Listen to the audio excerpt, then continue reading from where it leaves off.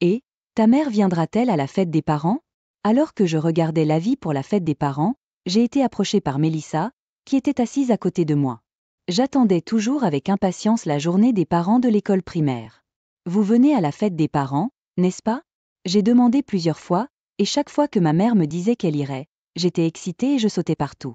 Je me retournais pour confirmer que ma mère était venue dans la salle de classe et je lui faisais signe avec un sourire. Une fois le cours commencé, j'ai levé la main avec impatience pour répondre aux questions, et j'étais heureux quand ma mère m'a félicité après mon retour à la maison. Quand je suis devenu collégien, le fait que mes parents viennent à la fête des parents était un mélange de joie et d'embarras. Mais quand ma mère a montré son visage dans la classe, j'étais heureux et j'ai montré un sourire timide en me retournant. Quant au lycée, je pense qu'il est probablement impossible pour mes parents de venir. Quand j'ai répondu avec un sourire raide, Mélissa a répondu qu'il n'y aurait pas beaucoup de parents participants puisque nous sommes déjà lycéens, et je me suis sentie soulagée. Le lycée que je fréquente était un lycée d'élite pour filles, communément appelé école pour femmes, qui offrait un enseignement continu du collège au lycée, et la plupart des élèves fréquentent le collège depuis le collège. Parmi eux, je me suis liée d'amitié avec Mélissa, qui, comme moi, n'est entrée à l'école qu'au lycée. Bien que j'ai décidé d'aller dans cette école à la suggestion de mon grand-père, je me suis souvent sentie perdue dans cet environnement. Quand je suis rentrée à la maison, j'ai réchauffé la nourriture dans le réfrigérateur et je l'ai mangée, puis j'ai discuté avec Mélissa et mes amis du collège sur le chat et j'ai regardé des vidéos sur mon smartphone. Juste à ce moment-là, j'ai entendu le bruit de la porte d'entrée qui s'ouvrait. Je suis rentrée.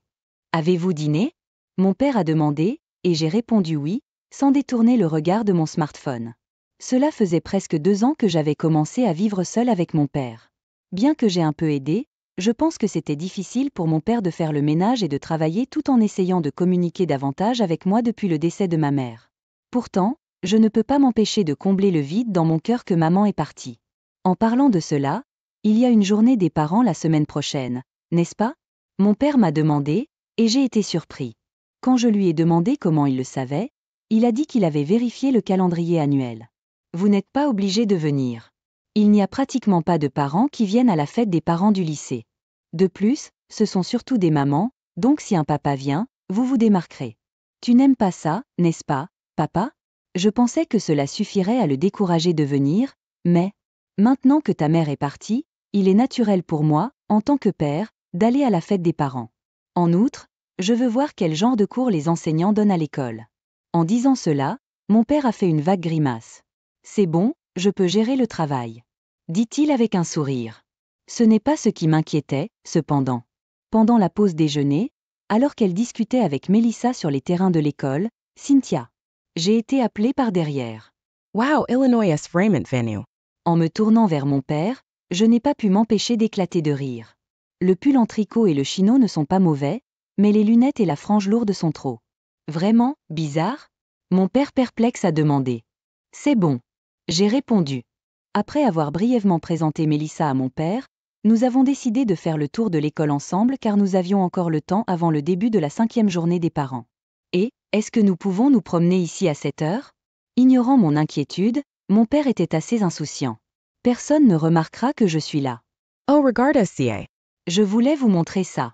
Mon père a regardé dans une vitrine dans le couloir. Il y avait beaucoup de trophées, de boucliers et d'images exposés à l'intérieur. L'un d'eux a attiré mon attention. Une photo de ma mère tenant un trophée et souriant. À côté, un trophée pour avoir remporté le championnat national de tennis des lycées. Ma mère était également diplômée de cette école. J'avais entendu des histoires sur ses souvenirs de cette époque, mais en voyant la photo, j'ai eu l'impression que ma mère avait autrefois le même âge que nous. J'ai toujours pensé que tu prenais exemple sur moi, mais en regardant cette photo, je peux aussi voir un peu de Suzanne en toi. Le commentaire de mon père m'a fait me sentir un peu chatouilleux. Alors que nous marchions dans le couloir vers la salle de classe, j'ai vu Madame Davis au loin. C'était une nouvelle enseignante qui a commencé cette année, mais honnêtement, je ne l'aimais pas. La raison en était qu'elle favorisait les élèves qui venaient du collège. Elle nous considérait clairement comme pauvres, nous les nouveaux arrivants du lycée, et faisait même de tels commentaires. Un enseignant ne devrait pas discriminer les élèves. Mais comme elle était notre professeure principale, je devais la saluer correctement. Madame Davis, avez-vous un moment? J'ai appelé avec hésitation et Madame Davis s'est retournée. C'est mon père. Mon père a souri et a salué Madame Davis, la remerciant d'avoir pris soin de moi et de s'être inclinée. Madame Davis a jeté un coup d'œil à mon père et a relevé ses lunettes.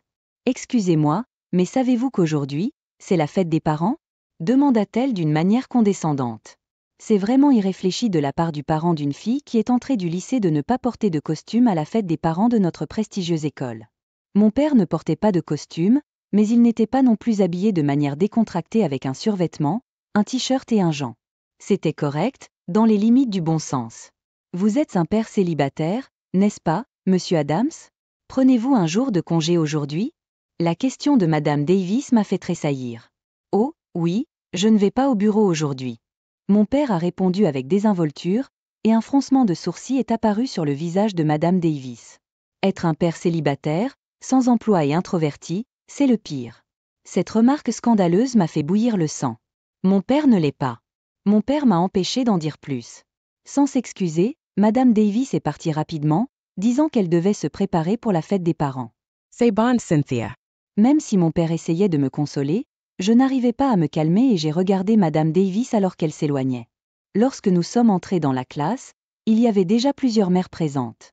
Je ne pensais pas que beaucoup viendraient à une journée des parents au lycée.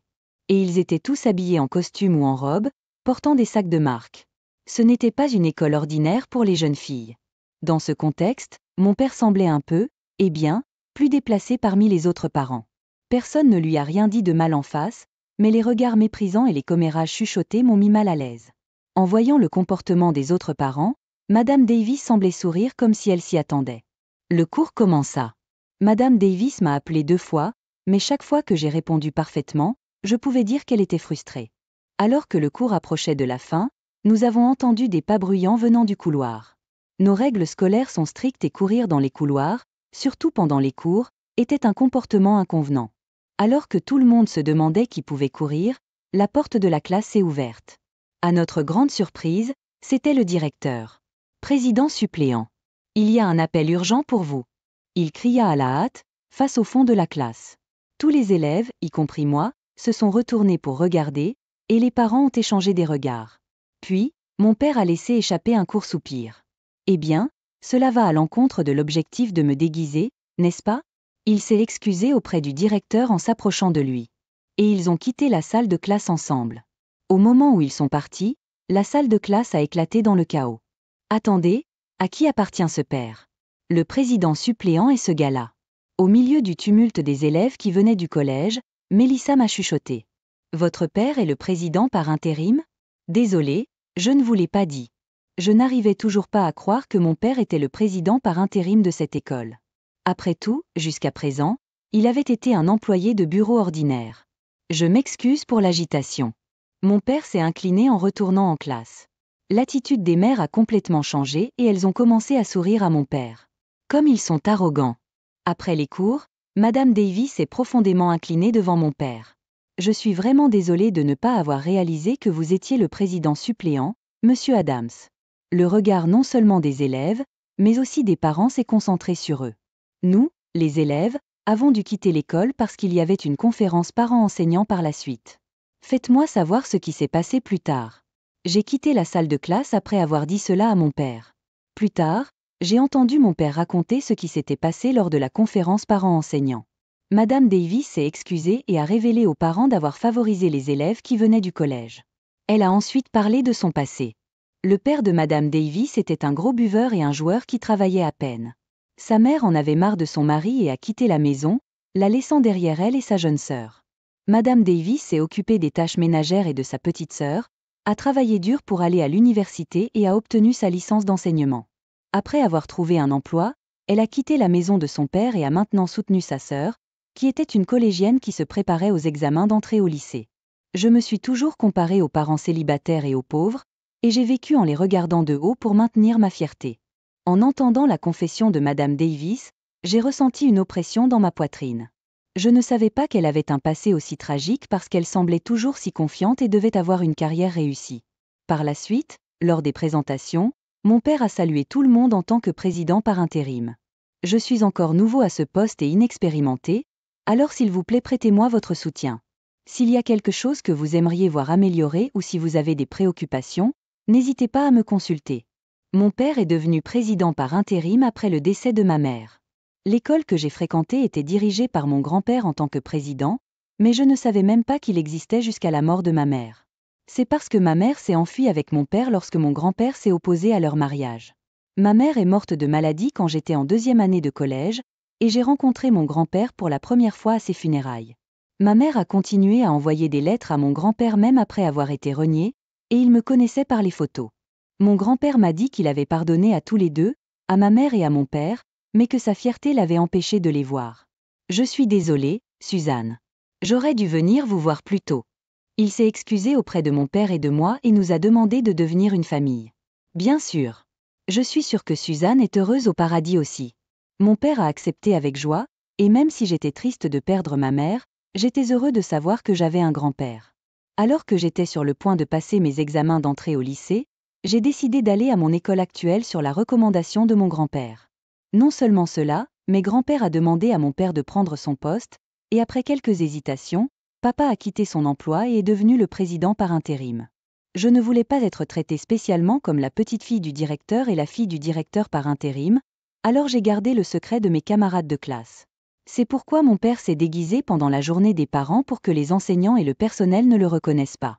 Madame Davis, la nouvelle enseignante, n'avait échangé que brièvement des salutations avec mon père une seule fois, alors elle ne l'a probablement pas reconnu.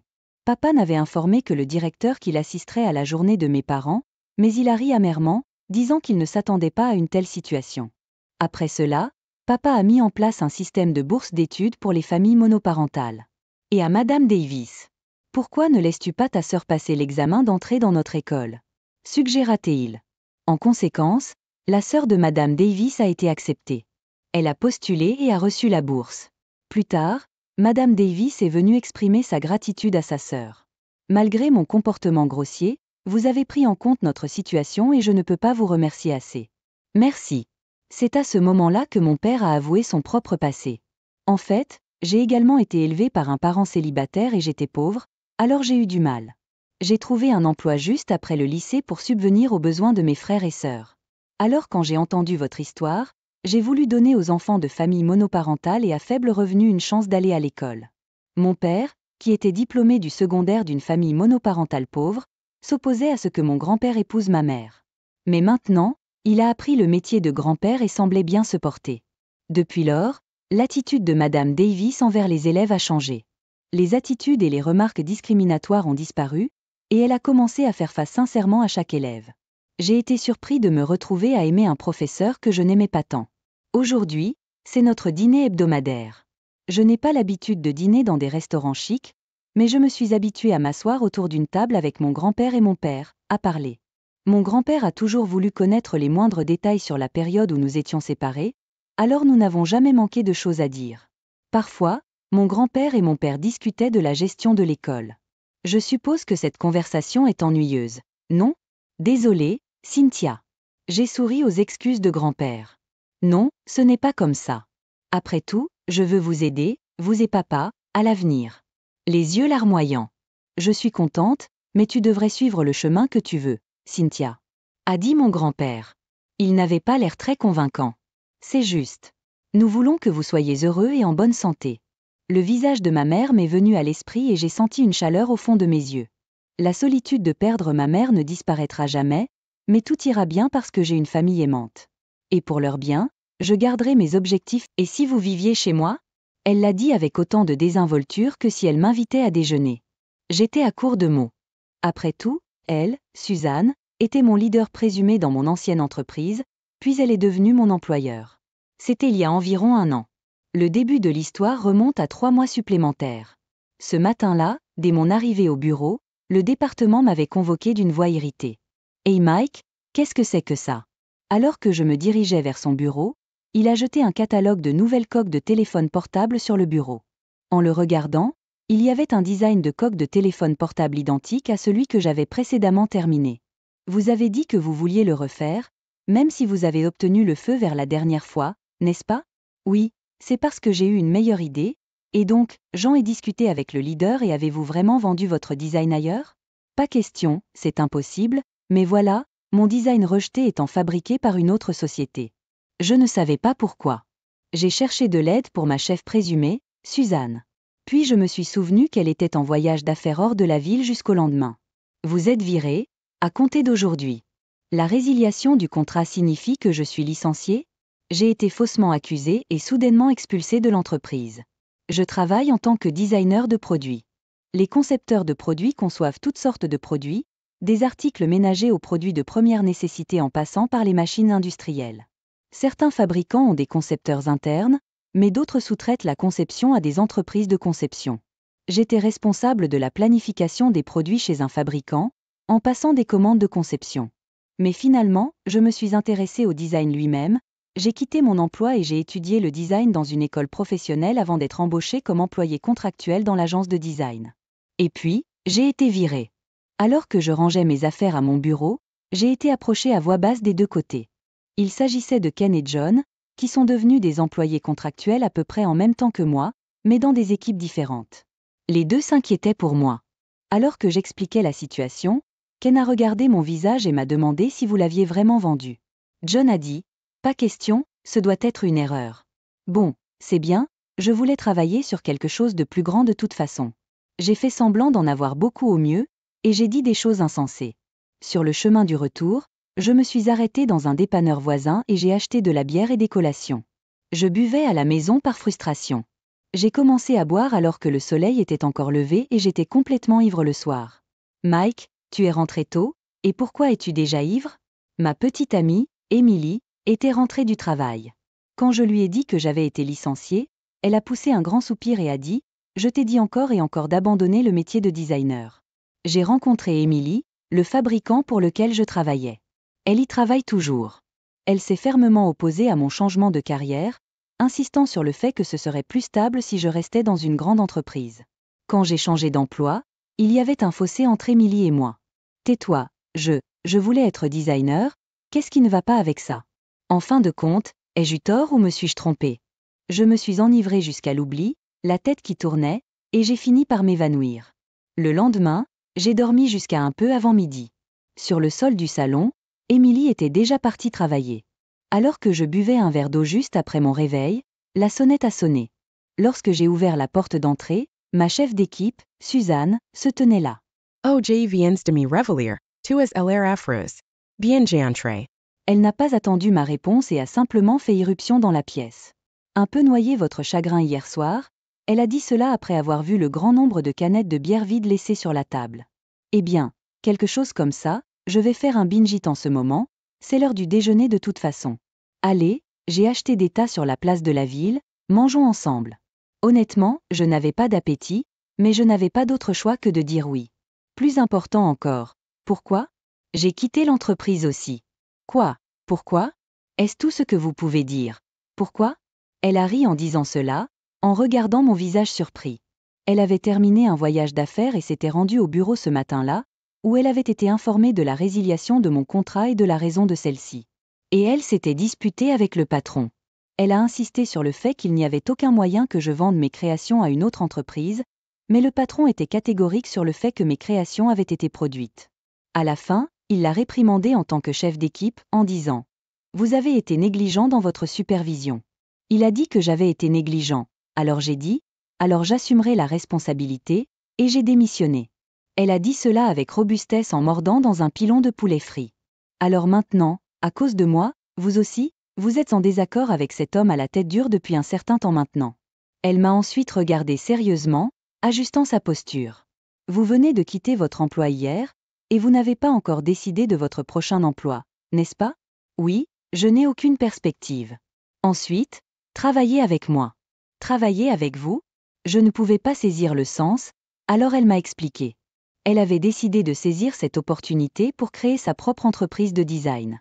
Elle avait envisagé de devenir indépendante et avait économisé pour cela. Le salaire peut être plus bas au début, mais seulement pour un petit moment. Supportez-le.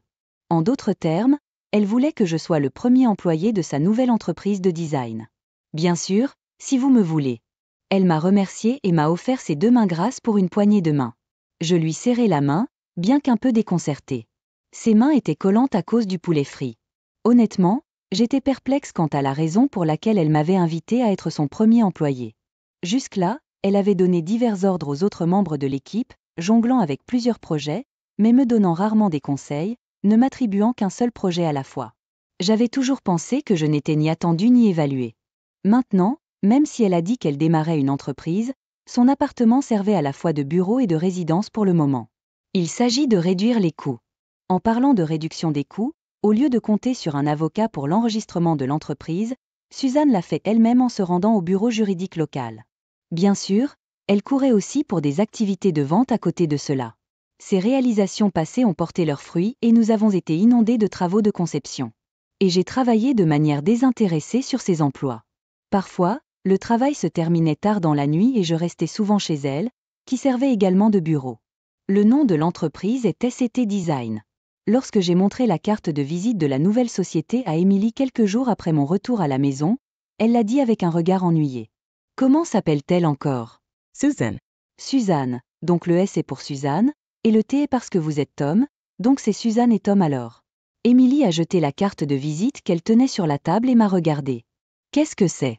Rien, je pensais juste que vous vous entendiez bien tous les deux. Émilie était clairement jalouse. Elle a mal compris la relation entre elle et moi d'une manière étrange. Nous n'étions que des partenaires de travail, elle et moi. Depuis lors, il n'y avait pas seulement un fossé entre Émilie et moi, mais un fossé profond. Quelque temps plus tard, un samedi. J'étais restée 2 jours et je rattrapais l'arriéré de travail. C'était presque terminé. Que diriez-vous de décoller tôt aujourd'hui lorsque vous atteigniez un bon point d'arrêt ? Suzanne semblait se soucier de moi, luttant un peu plus, et voulait que je rentre tôt à la maison. Je vais réussir à finir d'ici ce soir. Allez, vous travaillez trop, rentrez chez vous maintenant. Ceci dans l'ordre de votre patron. Elle m'a mis en pot sur l'épaule et a décidé de terminer le travail. J'étais sur le point d'appeler Émilie, qui était censée être à la maison, mais s'est arrêtée. Je voulais la surprendre en rentrant à la maison à l'improviste. Je me suis arrêtée à la boulangerie préférée d'Émilie et j'ai acheté un gâteau surprise en cadeau. J'ai ouvert la porte d'entrée sans faire de bruit. Il y avait des chaussures d'homme que je ne reconnaissais pas. Je pensais que nous avions un visiteur. Je pouvais entendre le son d'une émission comique de la télévision dans le salon. Mais il n'y avait aucun signe de la visiteuse, Émilie, dans le salon. Où est Émilie ? J'ai ouvert la porte de la chambre. Émilie dormait sur le lit, sa tête reposant sur la poitrine d'un homme que je ne connaissais pas. Emily? Non, quoi ? Pourquoi êtes-vous de retour ? L'homme s'est habillé à la hâte, a dit quelque chose d'effronté comme « à plus tard à Émilie » et s'est précipité dehors. Émilie s'assit sur le lit, le visage maussade, enveloppé dans une couverture. J'ai jeté le gâteau dans sa boîte à Émilie, j'ai entassé mes affaires dans mon sac à dos et j'ai crié « je reviendrai pour le reste de mes affaires plus tard. Je vous le ferai savoir avant de venir. » Je suis sortie en trombe. J'ai erré dans les rues sans nulle part où aller. Bien sûr, je ne pouvais pas revenir en arrière et rester au travail. J'ai pensé à appeler Ken ou John, mes collègues contractuels, et à leur dire ce qui s'était passé. Qu'est-ce que je vais dire ? Que j'ai rompu avec la fille avec qui je vivais et que j'ai déménagé. Certainement, alors sans doute m'interrogerait-il, creusant dans chaque détail. Même moi, je suis blessée par tout cela. En buvant de l'alcool et en parlant, je suis sûre que je finirai par pleurer. Finalement, j'ai décidé de rester dans un café de bande dessinée que j'ai remarqué jusqu'au lundi matin. Oh, ETSV Part 1 Camper pour le week-end? Elle a dit lundi, remarquant mon sac à dos alors que je me rendais au travail. Non, j'ai déménagé de la maison. Vous êtes-vous disputé avec elle ? Nous avons rompu. Elle a eu l'air choquée pendant un moment, puis a dit, je ne connais pas les détails, mais en guise de préface, puis a dit avec désinvolture, pourquoi ne vivez-vous pas chez moi ? Comme j'hésitais, a-t-elle ajouté, cela ne me dérange pas du tout. Après tout, vous êtes déjà passé de nombreuses fois auparavant. Mais c'était pour le travail. Peu importe, j'ai trouvé cette vieille carte de visite en triant certaines choses. Regarde ça. La carte qu'elle m'a remise datait de l'époque où j'étais responsable de la planification des produits chez un fabricant. Pourquoi avez-vous cela ? New savants a change de carte style while long temps. Vous ne vous en souvenez pas, n'est-ce pas ? J'étais dans l'entreprise de design avant celle où je suis maintenant. Je n'en avais aucun souvenir, mais elle était en charge de la conception lorsque mon entreprise l'avait embauchée. Habituellement, nous avions plusieurs réunions pour finaliser la conception, y compris le concept et la fonctionnalité du produit. J'ai fait quelques révisions au croquis approximatif, et le design était à peu près réglé. Mais vous, une recrue, êtes venue observer la réunion. J'essayais de me souvenir de l'époque en écoutant son histoire. Lorsque nous avons échangé des cartes de visite, tu étais si raide, tu regardais à peine le visage de quelqu'un, et tes mains tremblaient. Je me demandais si tu allais être bien en tant que débutant, dit-elle avec un petit rire. Je ne pouvais répondre que par un sourire gêné, me sentant à la fois pathétique et honteux. À la fin de la réunion, quelqu'un a dit « Mike, dites-nous ce que vous en pensez, vous étiez si nerveux que sa voix se brisait, et vous avez dit quelque chose de complètement farfelu, mais c'est quelque chose auquel aucun de nous n'aurait jamais pensé. » Je me suis dit « Qu'est-ce qui se passe avec cet amateur ? Quel genre de choses ridicules avais-je dites ? » Je ne m'en souvenais pas. Je pensais cela, mais en même temps, je me demandais d'où venait une telle idée, ce que je ne pouvais pas faire, pensais-je. J'étais frustrée. Si ce type s'implique dans le design, ne sera-ce pas quelque chose d'incroyable ? Je ne peux pas perdre contre lui. Sur ce, elle se leva de sa chaise. J'ai baissé les yeux, gênée. Le fait est que nous nous connaissons depuis longtemps, donc c'est bien, ne vous inquiétez pas, vivez ici. La chute de l'histoire étant que je devrais vivre ici était déroutante, mais cela m'a en quelque sorte donné envie d'être d'accord. Oh, mais vous devrez voir quelque chose d'horrible tous les matins. Qu'est-ce que c'est, exactement ? Mon visage sans maquillage. Je suis restée chez elle comme un endroit temporaire pour vivre jusqu'à ce que je puisse trouver un nouveau foyer. L'aménagement comprenait un salon et une salle à manger utilisés comme bureau et sa chambre, ainsi qu'une autre pièce. Elle m'a suggéré d'utiliser cette pièce, mais j'ai refusé, choisissant d'étendre un sac de couchage sur le sol du salon pendant que je dormais. Nous mangions parfois ensemble, parfois séparément, mais comme aucun de nous ne cuisinait beaucoup, nous commandions la livraison ou mangions la nourriture que nous achetions à l'extérieur. Ainsi commença notre étrange cohabitation, et environ un demi-mois s'était écoulé. Nous travaillions dans la pièce lorsque son téléphone portable a sonné. Oh Ken. Ça fait longtemps. Cela semblait être de Ken, mon collègue contractuel. Elle a écouté l'histoire de Ken, hochant la tête, et a dit « Il y a toujours l'année prochaine. Ne vous découragez pas. » Crié, il est ici, vivant chez moi. Non, c'est différent.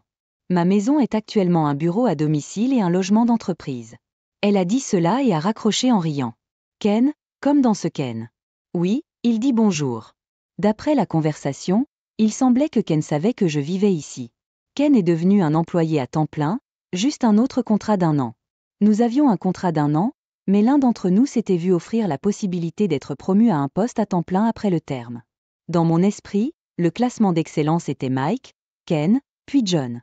Défiant ses attentes, John a cette fois obtenu le poste à temps plein. Attendez, cela signifie-t-il que du point de vue de Suzanne, j'étais le meilleur ? Et, quand tu étais le chef, tu ne me donnais pratiquement aucun conseil et ne m'assignais qu'une tâche à la fois, n'est-ce pas ? Qu'y a-t-il de mal à cela ? Cela signifie-t-il que vous n'avez pas beaucoup pensé à moi ? Ne soyez pas stupide, c'est le contraire, en fait. La raison pour laquelle elle ne m'a pas conseillé était que ce n'était pas nécessaire. Elle ne m'a pas fait faire plusieurs choses à la fois parce qu'elle voulait que je me concentre sur les cas qu'elle jugeait importants ou difficiles. En entendant cela, je me suis senti si heureux que j'ai voulu sauter de joie. Après cela, le travail s'est bien déroulé. Bien que j'ai prévu de trouver un nouvel endroit où vivre tout de suite, la fin de l'année approchait et je vivais toujours dans son appartement. Il fait froid aujourd'hui, a-t-elle dit, tapant du pied devant le radiateur d'appoint après son retour de l'extérieur. Ils disent qu'il y a une grosse vague de froid qui arrive. Eh bien, je ne peux pas être vaincue par une vague de froid, il y a beaucoup de travail à faire. Elle avait obtenu une nouvelle opportunité commerciale en rendant visite à un client. Cependant, il s'agissait d'une compétition avec une autre entreprise. Si nous gagnions la compétition, cela conduirait à des commandes continues. Le calendrier est serré, il ne reste qu'une semaine avant la compétition, et en plus de cela, cette entreprise participera également. Cette entreprise, l'entreprise qui nous a donné l'occasion de commencer notre conception de ST. Elle m'a également invitée, disant qu'elle avait une nouvelle intéressante. Les conceptions que j'avais rejetées ont été vendues à une autre société de conception par notre collègue contractuel John. Dans son empressement à être promu, il a essayé de me saboter pour réduire la concurrence. La société qui a acheté le design à John avait également d'autres designs volés et a été signalée par le client. Et ainsi, les actions de John ont été révélées. John a été licencié quelques mois seulement après être devenu un employé à temps plein, et un autre employé contractuel, Jane, est devenu à temps plein. Pendant la semaine suivante, j'ai travaillé jour et nuit sur le design du concours. La veille du concours, j'ai finalement terminé le dessin du design. J'étais tellement soulagée que je me suis endormie la tête sur mon bureau. Et, tu vas attraper un rhume comme ça. Elle s'était reposée dans sa chambre et était venue vérifier l'espace de travail, où les lumières étaient toujours allumées. Bien que je me sois endormie, le design est prêt, il est juste ici. Elle a dit, je sais, et a mis son bras sous le mien pour m'aider à me lever.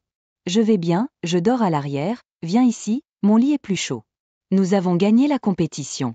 Et l'entreprise s'est développée, nous avons ouvert un nouveau bureau et embauché environ 5 employés. Quant à moi, je vis toujours dans sa maison. Pas seulement en tant que partenaire de travail, mais ma fille a été transportée d'urgence à l'hôpital après un accident de la route. Apparemment, elle s'est précipitée sur la route soudainement, mais je n'arrive pas à y croire. Elle a toujours été si prudente. Elle est inconsciente maintenant, et c'est à toucher et à aller si elle s'en sortira. J'ai prié Dieu pour sa sécurité. Mais mon mari, son père, semble étrangement calme, discutant même des finances après son décès potentiel. Je me méfie de plus en plus de son attitude. Puis, miraculeusement, elle reprend conscience et révèle quelque chose de choquant. Elle dit, « Tu sais, papa. » Cette révélation fait enrager toute la famille plus tard. Je suis Elma Brown, une employée de bureau de 35 ans, qui s'attaque avec diligence à mes tâches quotidiennes. Ma famille se compose de mon mari, Tom, et de notre fille de 8 ans, Anne. Nous sommes une famille de 3 personnes vivant dans un appartement. J'ai rencontré Tom lors d'une fête dans un club universitaire. News sommes Elena Koti de Elotra Etievans in Taman Conversation. Tom, un peu frimeur mais joyeux et plein d'humour, avait beaucoup d'amis, hommes et femmes. J'ai beaucoup aimé parler avec lui. Nous nous sommes bien entendus et avons commencé à sortir ensemble, avons poursuivi notre relation après avoir obtenu notre diplôme, nous nous sommes mariés il y a 9 ans et avons eu la chance d'avoir notre adorable fille. Nous avions un bon mariage, nous nous disputions rarement, et je pensais que nous vivions une vie heureuse, bien que ordinaire. Anne me ressemble et agit comme moi. Depuis qu'elle est bébé, nos 2 familles ont remarqué la ressemblance, et à mesure qu'elle grandit, elle n'a fait que s'accentuer. Nos parents disent qu'elle est comme un jeune moi qui revient. J'avais l'habitude de penser qu'il était juste partiaux, mais en regardant les vieux albums de famille, il est indéniable à quel point Anne et moi nous ressemblions quand nous étions enfants. Même d'autres mamans plaisantent en disant que nous sommes comme des jumeaux identiques. Cependant, Anne est plus intelligente que je ne l'étais à son âge. Elle parlait couramment à 2 ans et était en avance sur la lecture et l'écriture. Elle est gentille, avec des qualités naturelles de leadership, ce qui la rend populaire à l'école. Je suis peut-être partiale, mais je trouve ma fille intelligente et joyeuse adorable. D'un autre côté, Tom semble quelque peu mécontent d'elle. Une fois, en plaisantant à moitié, il m'a dit, « C'est comme avoir 2 Elma autour. Elle ne me ressemble pas du tout, me fait me demander si c'est vraiment mon enfant. Je ne la trouve pas mignonne. » Ces paroles m'ont choquée. Au lieu d'être fier d'avoir une enfant brillante, il dit qu'elle n'est pas mignonne? Quel genre de logique est-ce? C'était une bonne chose qu'Anne dorme, elle aurait le cœur brisé d'entendre son père penser de cette façon. Et son insinuation d'infidélité était inacceptable. J'ai rétorqué. Quoi? Comment pouvez-vous dire que votre propre enfant n'est pas mignon? C'est terrible. Et vous demandez si elle est vraiment à vous? Ne savez-vous pas ce qu'il est acceptable de dire et ce qui ne l'est pas?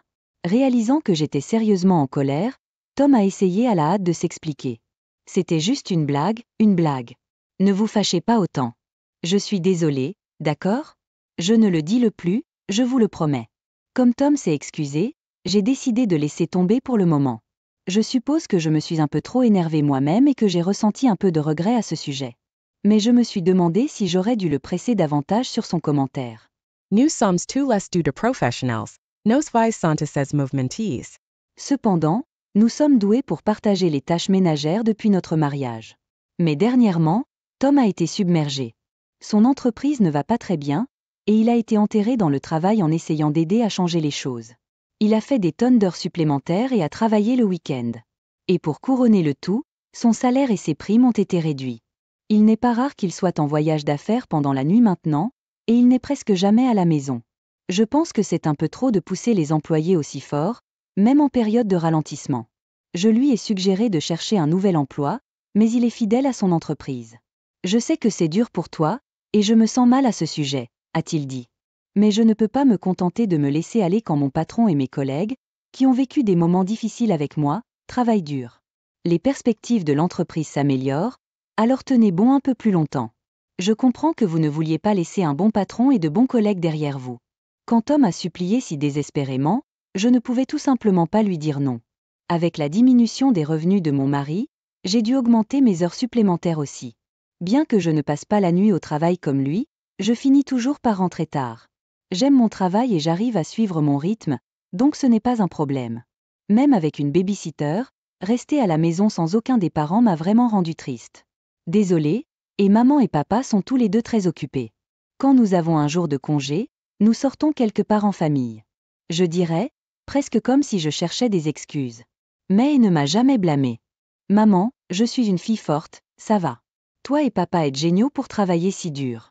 Elle doit être seule, mais elle essaie de m'encourager comme ça. Elle est comme moi, elle pense toujours aux autres et cache ses propres luttes. J'étais désolée de l'avoir fait endurer autant, alors j'ai décidé de lui offrir un cadeau. J'ai acheté un smartphone. Il est peut-être un peu tôt pour une enfant de 8 ans d'en avoir un, mais elle est habile avec les appareils électroniques. Elle peut utiliser mon ordinateur et mon smartphone de manière experte et faire des recherches par elle-même. Elle a peut-être un talent dans ce domaine. Je pensais qu'avoir un smartphone l'empêcherait de se sentir seule quand nous n'étions pas là. Comme prévu, elle était ravie quand je le lui ai donné. Cela a-t-il coûté cher, maman? Mais je suis tellement heureux. Merci. Voir son sourire m'a rendu heureux aussi. Jusque-là, j'avais pensé que notre maison était occupée mais heureuse. Je n'aurais jamais imaginé qu'un incident aussi terrible se produirait. Je faisais des heures supplémentaires au bureau ce jour-là. Superna quel.jais occupe mon téléphone son. C'était l'hôpital. Votre fille a été amenée en urgence. S'il vous plaît, venez immédiatement. Mon esprit est devenu vide à cette nouvelle choquante. Et elle avait toujours une note dans son sac avec mon numéro de téléphone pour les urgences, c'est pourquoi l'hôpital pouvait me contacter immédiatement. J'ai expliqué la situation à mon patron et j'ai immédiatement pris un taxi pour l'hôpital. À son arrivée, une infirmière a expliqué la situation en détail. Elle a dit qu'alors qu'une voiture roulait et a soudainement couru dans la rue. Je ne pouvais pas y croire. Et elle est si prudente que courir dans la rue n'est pas dans son caractère. Pourtant, l'infirmière ne semblait pas mentir. Selon elle, les mouvements d'Anne semblaient avoir été poussés par quelqu'un. Il y a beaucoup de choses à penser, mais la sécurité de ma fille est ma priorité. J'espérais juste qu'elle survivrait. Le médecin, après avoir effectué des examens et des traitements, a déclaré qu'Anne s'était cogné la tête et était dans un état critique et inconscient. C'était une chance de survie de 50 à 50 et il y avait une possibilité qu'elle ne reprenne pas conscience. S'il vous plaît, préparez-vous au pire, ont-ils dit. Choquée, je me suis effondrée sur place. Pourquoi ma chère fille a-t-elle dû souffrir ainsi? Tom arriva à l'hôpital un peu plus tard. Quand je lui ai expliqué la situation, il a baissé les yeux, découragé. Aurait-elle pu avoir des problèmes? Sauter sur la route comme ça? Je ne sais pas. Tom, que devrions-nous faire? Si elle ne se réveille pas, ne soyez pas trop déprimé. Nous devrions espérer le rétablissement d'Anne, mais si elle est inconsciente, nous devrions peut-être nous préparer. Ces mots, qui donnaient l'impression qu'il abandonnait, m'ont fait me sentir faible. Puis j'ai remarqué quelque chose. Juste avant de baisser les yeux, les lèvres de Tom semblèrent se recroqueviller en un sourire narquois. Je me suis convaincue que c'était un tour de passe-passe, une illusion, et j'ai rejeté de force mes propres doutes. Plus tard, les deux groupes de grands-parents, mon frère et ma belle-sœur sont également arrivés, priant pour la sécurité d'Anne. Nous avons tout attendu dans le solennité les couloirs, espérant que ma fille reprenne conscience. Mais même le lendemain, Anne ne s'était pas réveillée. Ma famille a essayé de me remonter le moral, en me disant des choses comme « ça ira, et tu dois rester fort ». J'ai réussi à me ressaisir avec leur soutien. Je ne pouvais pas abandonner pendant qu'Anne se battait pour sa vie. Finalement, nous avons décidé que ce serait un long voyage, alors tout le monde a accepté de rentrer chez soi et de préparer certaines choses. Cela m'a laissé seule à l'hôpital avec Tom. Puis, il a dit quelque chose d'incroyable. Anne ne va probablement pas s'en sortir. Plus de pension alimentaire, donc. Je vais être franc avec toi, elle m'a. Divortions. Il m'a montré les papiers de divorce qu'il avait déjà remplis. J'ai été stupéfait par sa demande soudaine. Quoi? Pourquoi en parlez-vous maintenant? Anne pourrait encore s'en sortir. Et pourquoi divorcer tout d'un coup? Vous n'avez jamais montré de signe de cela auparavant. Il a répondu qu'il y pensait depuis un moment. A-t-il seulement réalisé à quel point il était insensible dans ces circonstances? Je ne peux plus te voir en tant que femme, elle m'a. Tu es trop volontaire, ce n'est pas mon genre. Je ne pense pas que nous puissions continuer en tant que couple. Ces mots ont touché une corde sensible en moi. Y a-t-il quelqu'un d'autre? Vous voulez l'épouser mais ne voulez pas payer de pension alimentaire ou de pension alimentaire, alors vous évoquez le divorce maintenant?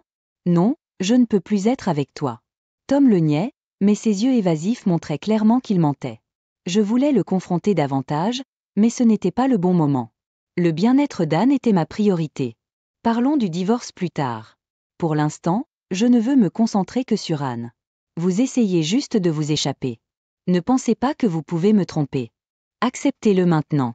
Alors qu'il me pressait, nos proches sont revenus et il a rapidement caché les papiers dans son sac. Apparemment, il ne voulait pas que notre famille entende parler du divorce.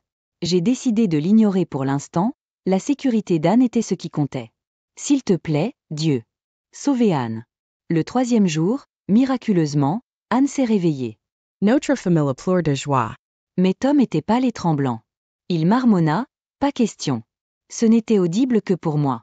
Pourquoi était-il si secoué? La raison est devenue claire à travers les mots d'Anne plus tard. Alors qu'Anne ouvrait ses yeux vides, je lui ai désespérément demandé si elle allait bien. Elle m'a regardé et m'a révélé quelque chose de choquant. Maman. Papa m'a poussé sur la route. La salle se figea à sa révélation. Tout le monde se tourna pour regarder Tom, qui ne pouvait que trembler en réponse. Sa réaction confirma la véracité de ses paroles. Et puis a demandé son téléphone dans son sac.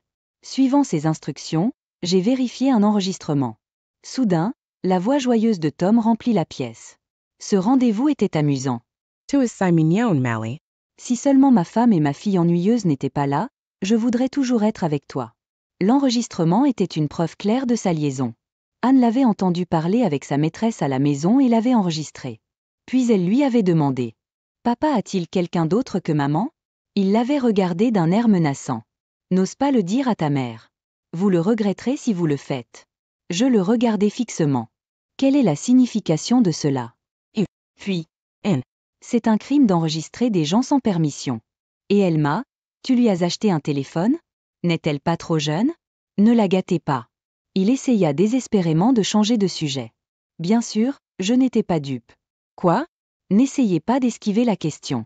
Dis-moi la vérité. Alors que j'exigeais des réponses, il a commencé à trouver des excuses pour sa liaison. Non, ce n'est pas une liaison. Je parlais au téléphone avec un collègue junior au travail. Cela n'a pas d'importance pour le moment. Je vous demande si vous avez poussé Anne ou non. Je ne ferai jamais une telle chose. Tom marmonna de manière incohérente, agissant clairement de manière suspecte. Les proches, eux aussi, semblaient sentir que quelque chose n'allait pas chez lui, le regardant avec dédain. Mon beau-père et mon père étaient particulièrement furieux, mon beau-père jetant même un coup de poing à Tom en criant « Tu n'es bon à rien ». Les autres l'ont également critiqué, disant des choses comme « Comment avez-vous pu faire cela à votre propre fille ?» Et Anne pour couronner le tout, une liaison. Tenant son visage meurtri, Tom commença à sangloter et à trouver des excuses pour sa liaison. Je voulais épouser Mally. Elle a 10 ans de moins que moi et est si dynamique. Être avec elle coûte cher. Il s'est avéré que Mally était jeune et belle mais avait une habitude sérieuse de dépenser. Tom avait menti sur le fait que son entreprise allait mal et avait fait des folies sur elle. Je l'ai pressé davantage. Donc, vous avez caché votre liaison parce que vous ne vouliez pas payer de pension alimentaire pendant le divorce, n'est-ce pas? C'est la faute d'Anne qui l'a remarqué. Si elle s'était tue au lieu d'enregistrer. Mais pour cibler la vie de votre fille. Êtes-vous faux? Bien que Tom ait admis la liaison, il a obstinément nié avoir essayé de faire du mal à Anne. Elle ment. Je ne pousserai jamais ma propre fille dans la circulation. Je ne suis pas vraiment un diable. Et qui va croire l'histoire d'un enfant de 8 ans de toute façon? Face à son évasion, un homme s'y lâche. Mes poings tremblaient de rage. S'il doit être comme ça, je me battrai avec tout ce que j'ai. J'ai tenu bon devant lui. J'ai vérifié le lieu de l'accident d'Anne. C'est une rue animée. De nos jours, il y a des caméras de surveillance partout pour la sécurité. Et de plus en plus de voitures ont des caméras de tableau de bord. Tom parut confus à ma déclaration soudaine. J'ai continué sans m'arrêter. La police doit vérifier les images de surveillance. Si cela ne révèle rien, je contacterai sur les réseaux sociaux les conducteurs qui étaient dans la région. Nous verrons si vos actions ont été capturées sur des dashcams. Le visage de Tom pâlit. Ou peut-être que je demanderai à tous les magasins de cette rue principale. Montrez-leur votre photo et demandez-leur. Avez-vous vu cet homme? Nous découvrirons la vérité bien à ses tâtes. Pendant que je parlais, Tom, paniqué, me supplia d'arrêter. Il s'est ensuite effondré, en pleurs, et a commencé à tout expliquer. Mally a menacé de révéler notre liaison à la société si je ne l'épousais pas. Je pensais que si Anne était partie, l'affaire ne serait pas révélée et que je n'aurais pas à payer de pension alimentaire ou de pension alimentaire. C'est ce que je pensais. Son appel désespéré a été accueilli par mon regard froid. Une telle autopréservation égoïste avait mis la vie d'Anne en danger. Je vais rompre avec Mally et travailler dur pour Anne à partir de maintenant. S'il vous plaît, ne me dénoncez pas à la police. C'était la goutte d'eau qui a fait déborder le vase. Quoi? Tu penses que je vais te pardonner? Vous avez causé un accident à votre propre fille pour votre maîtresse. Comment oses-tu me demander de ne pas divorcer ou d'appeler la police? Mais c'est. Je vais vous dénoncer à la police. Nus allans divorcerig emissurai dioptenir un pension alimentaire. Vous êtes le pire, à la fois en tant qu'être humain et en tant que père. N'ose plus jamais t'approcher de moi. Tom sanglotait, bavait et des larmes coulaient sur le sol, un spectacle pathétique. Mais personne ne lui a donné un coup de main. Plus tard, il a été arrêté, reconnu coupable et envoyé en prison. J'ai signé les papiers qu'il avait apportés et j'ai réclamé une pension alimentaire à lui et à Mali.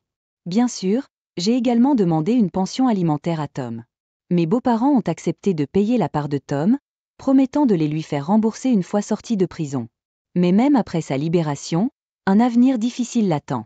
Mali, exposée dans son entreprise, a dû démissionner et a été reniée par ses parents. Elle est maintenant en difficulté, vivant dans un appartement bon marché et occupant plusieurs emplois à temps partiel. Quant à moi, je vis paisiblement chez mes parents avec Anne, qui se remet bien. Maintenant, avec l'aide de mes parents chez eux, j'élève Anne.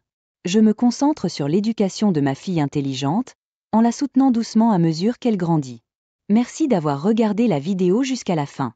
Si vous avez trouvé un écho avec le contenu, veuillez laisser une évaluation positive. Je m'appelle Kenneth Garcia, un employé de bureau de 30 ans. Je fais de la moto depuis que je suis jeune et j'aime toujours faire un tour à moto seul le week-end. Quand j'étais plus jeune, je roulais avec des amis, mais certains d'entre eux ont abandonné pour diverses raisons et d'autres sont devenus si occupés qu'ils ont à peine le temps. Mais pour moi, qui travaille comme employé de bureau, c'est un temps précieux. Un jour, j'ai fait un long détour sans utiliser l'autoroute, et je suis allé à Itraman, qui a de bonnes notes. Alors que je m'engageais dans une route avec une bonne vue, je me suis arrêté pour regarder quelque chose qui a attiré mon attention. Il y avait un homme debout seul, avec sa moto garée sur le bord de la route. Il n'y a rien autour. Son vélo pourrait-il être cassé? J'ai garé ma moto derrière la sienne et je lui ai parlé. Est-il cassé? Il fonctionnait bien, mais depuis que j'ai fait le plein d'essence, il fait des siennes. L'homme semble être à la fin de la cinquantaine, bien habillé et coureur au sol. Il pourrait être l'un des soi-disant motards de retour, qui aiment les motos quand ils étaient jeunes et ont récemment recommencé à rouler. Vous n'avez pas accidentellement fait le plein d'essence, n'est-ce pas? En regardant dans le moteur et en demandant à l'homme, il a dit qu'il n'y avait aucun problème avec l'essence. Connaissez-vous les motos? Je suis en fait un vendeur, donc je ne suis pas un expert en moto. Mais j'en connais quelques-uns. Les motos et les voitures fonctionnent sur le même principe, l'essence, l'électricité et l'air. Il dit que l'essence est bonne, alors pourrait-il s'agir du système électrique ou de la batterie? Alors que je cherchais la batterie, un cordon de prise qui pendait a attiré mon attention. Serait-ce ça? Peut-être qu'il s'est débranché lorsque vous avez fait le plein? J'ai rebranché le cordon de la prise et démarré le moteur, et un son de moteur sain a résonné du silencieux. Merci, vous m'avez sauvé. Je pensais que je devrais appeler le service de la voirie, mais j'étais en fait réticent à le faire au milieu de nulle part. L'homme voulait me remercier en m'offrant un verre, mais il n'y avait même pas un seul distributeur automatique à proximité. J'ai poliment refusé, disant que je n'avais rien fait de grand. Mais je ne peux pas te laisser partir les mains sales. Si vous faites du vélo, c'est normal, ce n'est pas grave. Alors que je disais cela et que je m'essuyais les mains avec mon pantalon, l'homme sourit agréablement. Grâce à vous, je suis sauvé, merci beaucoup.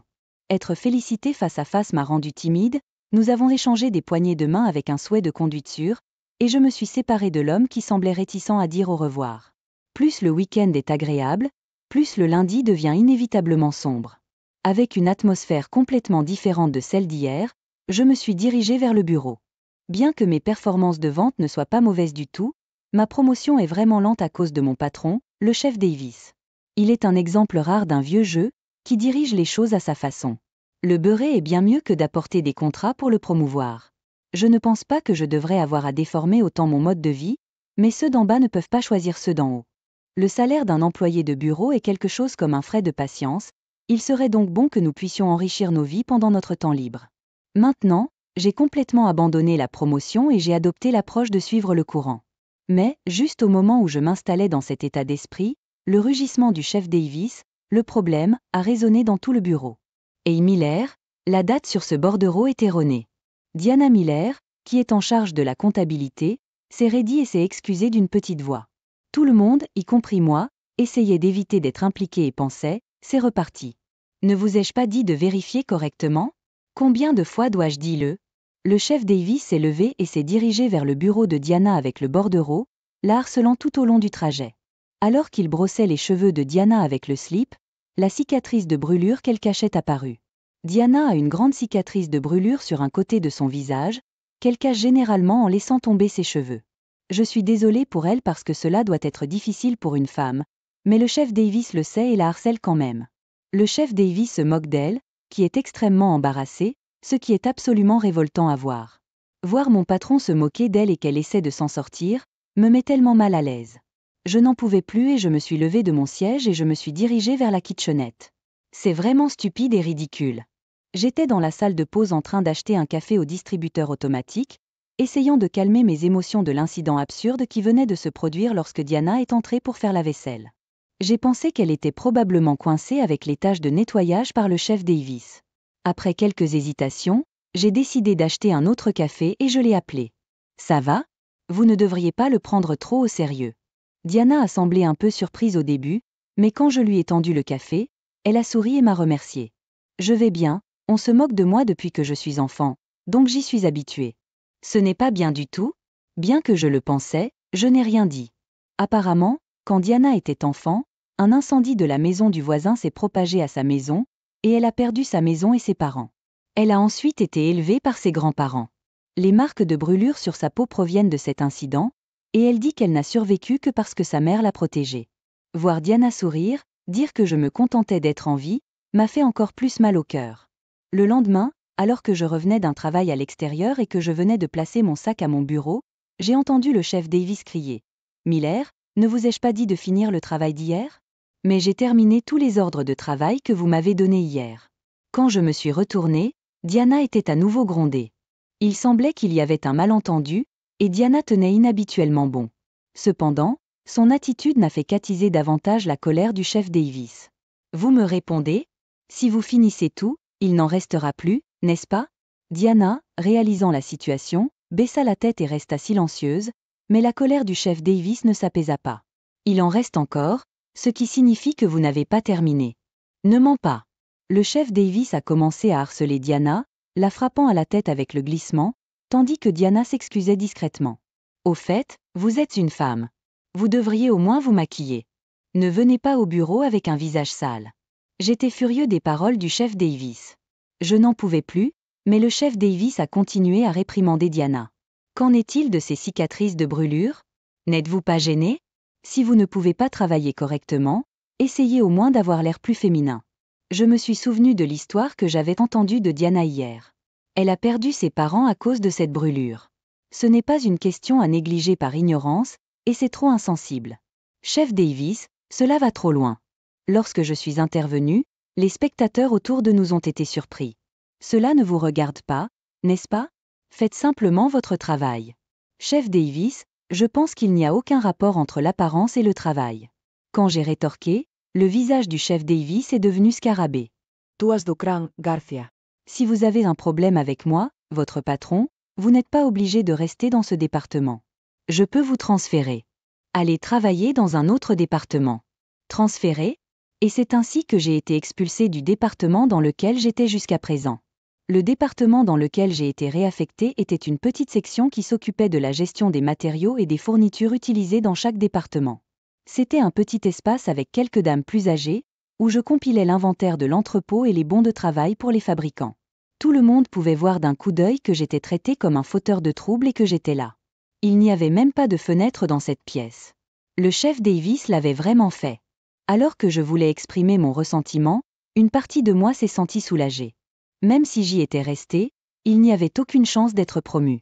Même si j'étais promu, je devrais continuer à lire encore plus sur le visage du chef Davis. Je ne pense pas que je pourrais le supporter. Tôt ou tard, cela se serait produit. Peut-être que je devrais sérieusement envisager de changer d'emploi. Depuis que je suis arrivé ici, je pense à mon avenir, et une chose me dérange. Diana va-t-elle aller bien à partir de maintenant ? Si je tiens tête au chef Davis, les autres fermeront probablement encore plus les yeux. J'avais l'intention de défendre Diana parce que je ne pouvais pas le supporter, mais si je finis par être ostracisé à cause de cela, je ne pourrai plus protéger Diana. Je ne voulais pas regretter mes actions, mais quand j'y pense, mes actions semblent irréfléchies et naïves. Que aurais-je dû faire? J'ai essayé de répondre à mes propres questions mais je n'ai pas trouvé de réponse satisfaisante. Quelques jours plus tard, alors que je vérifiais l'inventaire de l'entrepôt et retournais à mon bureau, une vieille femme qui résumait les bons de commande m'a parlé. Apparemment, il y a eu une inspection du siège social aujourd'hui, et des personnes importantes faisaient le tour de chaque département. Une vieille femme m'a dit que je pourrais être pointée du doigt si je faisais une pause. J'ai failli mettre des mots sur le fait qu'il serait inutile de visiter un tel endroit, mais j'ai acquiescé avec elle en hochant la tête. Cependant, contrairement à mes attentes, alors que l'extérieur devenait bruyant, un supérieur, accompagné d'une dizaine de subordonnés, entra. Les vieilles femmes qui ont toujours une conversation animée font également leur travail en silence. Je me concentrais également sur mon propre travail, résumant les lapsus sans établir de contact visuel. Soudain, ils m'ont parlé, et j'ai arrêté mes mains et levé le visage. À côté de moi, l'une des personnes importantes était debout, qui était élégamment habillée. À côté de cela, un subordonné masculin qui semblait expliquer ensemble me comparait à la personne importante masculine avec un regard dubitatif. Exécutif Jones, le connaissez-vous? En entendant la voix de l'homme qui appelait, j'ai regardé le visage de l'homme nommé Exécutif Jones, et j'ai réalisé. Exécutif Jones était l'homme que j'avais aidé à réparer la moto auparavant. Non, c'est toi, je pensais t'avoir vu quelque part. Le cadre Jones m'a parlé joyeusement, comme s'il n'y avait pas son subordonné qui posait la question. Bien qu'il soit un supérieur, il dégageait une impression amicale et accessible, et il essayait de me serrer la main comme lorsque nous nous sommes rencontrés pour la première fois. Quand je me suis levée et que j'ai répondu à la poignée de main, les gens autour de moi ont été surpris. Vous travaillez dans notre entreprise, le monde est petit, merci beaucoup à ce moment-là. Non, pas du tout. Oh, je suis désolée d'être en retard, mais je m'appelle Kenneth Garcia. Au fait, est-ce que votre moto va bien depuis?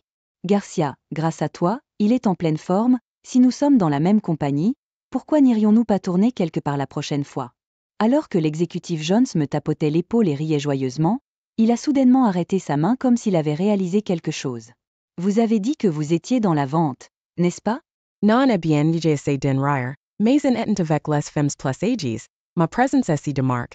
Il c'est le symbole évidement contre nature que si soit. Il y a un peu de culpabilité à dire sur le chef Davis, mais ce pourrait être une occasion de protéger Diana. Sentant peut-être mon apparence difficile, l'exécutif Jones regarda les autres personnes importantes qui l'avaient accompagné. Nous nous connaissons. Pouvez-vous commencer par moi? J'ai quelque chose à discuter avec lui. Quand j'ai demandé ce que diriez-vous d'un café, avec joie, exécutif Jones a souri. Et, quelqu'un peut-il me prêter de l'argent? J'ai oublié mon portefeuille. Un subordonné qui était sur le point de quitter la pièce revint en toute hâte et tendit de l'argent au cadre. Le dirigeant a dit, désolé, merci. J'ai pris un café et j'ai parlé avec Exécutif Jones, qui occupe un poste considérablement plus élevé dans l'entreprise. C'était une scène incroyablement inappropriée, mais Exécutif Jones ne semblait pas s'en soucier et a écouté mon histoire sérieusement. J'ai dit la vérité sur mes sentiments. À propos de l'environnement et des blessures cardiaques qu'une femme nommée Diana a apportées. Sur la vie quotidienne d'agir courageusement pour le surmonter. J'ai le sentiment que je veux la soutenir en tant qu'homme, en tant qu'être humain. Le directeur Jones écouta l'histoire en silence jusqu'à la fin et ne répondit que je comprends, et retourna dans la pièce où se trouvaient les vieilles dames. Seul le subordonné qui a remis l'argent attendait, mais l'exécutif Jones ne l'a pas regardé et a dit que j'allais emprunter le téléphone, et a commencé à faire une extension quelque part. Vous pouvez venir tout de suite. À ce mot de l'exécutif Jones, le chef Davis s'est envolé hors d'haleine. Le chef Davis, qui répète désespérément les salutations, semble trouver des excuses, et l'exécutif Jones lève la main de manière agaçante pour contrôler ce chef Davis. Kenneth était dans la vente quand je l'ai rencontré auparavant. Pourriez-vous expliquer pourquoi il a été affecté ici? Le chef Davis transpirait visiblement et bégayait en réponse. En le voyant tâtonner, l'exécutif Jones soupira profondément et fit face au chef Davis. Chef Davis, si vous voulez diriger les jeunes talents qui façonneront l'avenir de l'entreprise, il doit y avoir des raisons derrière votre action, n'est-ce pas? Qu'est-ce que cela signifie que vous ne pouvez pas fournir de réponse? Pouvons-nous faire confiance en laissant la gestion de vos subordonnés entre vos mains? Le directeur Jones dit cela et se retourna, appelant le subordonné qui attendait seul. Allez avec le chef Davis et enquêtez en profondeur. Examinez toutes les finances jusqu'à présent, les ventes de personnel et toutes les acquisitions de contrats. Le subordonné qui a répondu par l'affirmative s'est tourné vers le chef Davis. La vue du chef Davis, avec une couleur sur le visage que l'on n'a jamais vue auparavant, tremblant de peur, était quelque chose à voir. Une semaine plus tard, j'ai été officiellement réaffecté à mon ancien département. Le chef Davis, dont les problèmes ont été exposés les uns après les autres, a été rétrogradé et envoyé dans une filiale distante. À mon retour, le chef Davis avait déjà été transféré et mes collègues ont salué mon retour. En regardant les visages ravis de chacun, j'ai senti une fois de plus que chacun d'eux avait subi divers stress, et comme tout le monde, mon cœur était rempli de la joie de la libération. Le jour de mon retour, alors que j'étais sur le point de quitter l'entreprise, Diana m'a arrêté et remercié une fois de plus. Apparemment, l'exécutif Jones avait directement rendu visite à Diana et avait entendu parler de la consultation avec moi. Diana, qui s'était excusée pour les problèmes causés par la gestion laxiste du chef Davis, a été aussi surprise que moi par le caractère de l'exécutif Jones. J'étais heureux de voir que Diana était à l'aise, et il semblait que les cicatrices de ses brûlures devenaient un peu moins visibles. Diana a poursuivi son traitement en se rendant régulièrement à l'hôpital, et il semble qu'avec les progrès du traitement médical, cela sera considérablement moins perceptible à l'avenir. J'étais heureux de la poursuite des bonnes nouvelles, mais plus que cela, j'étais heureux que Diana ait commencé à sourire beaucoup. Apparemment, lorsque Diana a parlé avec Executive Jones, elle a également entendu l'histoire de la façon dont j'avais aidé à réparer le vélo d'Executive Jones. Et étonnamment, Diana aime aussi les motos et les conduit depuis longtemps. Avec un casque, je peux cacher les cicatrices brûlées, et vous pouvez aller loin sans avoir à parler à personne. En l'écoutant, j'avais encore pitié d'elle. Mais, sans se soucier de mon état, Diana me regarda en face. Quand j'ai dit à Executive Jones que je conduisais aussi une moto, il m'a invité à partir en tournée avec vous et lui. Il a dit qu'il y avait un restaurant de nouilles qu'il recommandait. Kenneth, aimez-vous les nouilles? Quand j'ai répondu, bien sûr, Diana a dit bien et a ri. En voyant le sourire de Diana,